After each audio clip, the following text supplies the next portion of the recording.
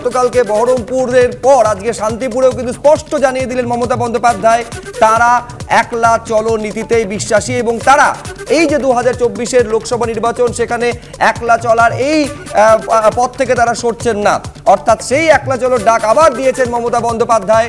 রাহুল গান্ধী ন্যায়যাত্রা যখন চলছে মুর্শিদাবাদে তখন শান্তিপুরে দাঁড়িয়ে আক্রমণ শানিয়েছেন তৃণমূল নেত্রী। তিনি বলছেন বাংলায় আমরা একাই লড়বো। আমি কংগ্রেসের সঙ্গে জোট চেয়েছিলাম, কংগ্রেস জোট করেনি, সিপিএম কংগ্রেস জোট করেছে। আমি সিপিএম করি না, আমি মামাটি মানুষ করি। এই বলে শান্তিপুর থেকে হুঙ্কার ছেড়েছেন মমতা বন্দ্যোপাধ্যায়। ফের একলা চলার বার্তা দিয়ে কি বললেন শান্তিপুরের সভা থেকে দাঁড়িয়ে তৃণমূল নেত্রী, দেখুন। মনে রাখবেন, দিল্লি জয় আমরাই করব, বাংলা পথ দেখাবে, বাংলায় আমরা একা লড়ব। তার কারণ আমরা জোট চেয়েছিলাম, কংগ্রেস করেনি, সিপিএম কংগ্রেসের জোট হয়েছে বিজেপিকে সাহায্য করবার জন্য। আমি সিপিএম করি না, আমি সিপিএম করি না, আমি বিজেপি করি না, আমি বিজেপি করি না, আমি করি না। এটা মাথায় রাখতে হবে। আমি মাটি মানুষ করি। আপনারা যদি আমার সাথে থাকেন, আমি কথা দিচ্ছি বাংলা থেকে জিতে দিল্লি আমরা দখল করবই। কোন পলিসিতে করব, কি করে করব, আফটার ইলেকশন রিজিওনাল পার্টিগুলোকে একসাথে নিয়ে আমরা সবাই মিলে করব।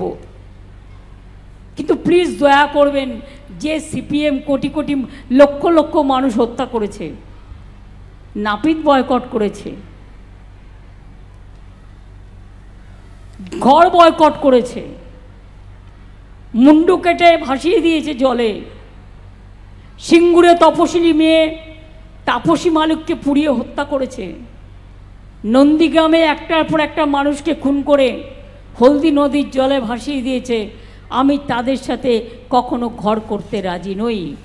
ফলে বুঝতে পারছেন যে সিপিএমকে শুধু আক্রমণ করছেন তাই নয়, সিপিএম এর অতীত স্মরণ করিয়ে দিচ্ছেন এবং সেই সিপিএম এর সঙ্গে কংগ্রেস জোট করে আসলে বিজেপির হাত শক্ত করা হচ্ছে বলে অভিযোগ করেছেন তৃণমূল নেত্রী মমতা বন্দ্যোপাধ্যায়। এই অভিযোগের প্রেক্ষিতে সিপিএম এর রাজ্য সম্পাদক কি বলছেন দেখুন।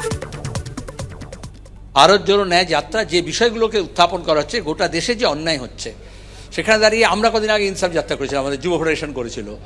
তো আমরা ন্যায়ের পক্ষে, যারা অন্যায়কারী তারা বিপর্যস্ত হচ্ছে, আর যারা ন্যায়ের পক্ষে, ন্যায় প্রতিষ্ঠার পক্ষে, তারা জড়ো হচ্ছে একসঙ্গে। বাবু যতগণ পারিষদগণ বলে তার শতগুণ। আরএসএস বিজেপি দেশটাকে যেদিকে নিয়ে যাচ্ছে সর্বনাশের দিকে, তার বিরুদ্ধে আমরা লড়াই করছি। মমতা ব্যানার্জি আরএসএস বিজেপির বিরুদ্ধে না বলে রাহুল গান্ধী, কংগ্রেস, সিপিএম, অধীর, সেলিম তাকে গালাগাল দিচ্ছেন কেন?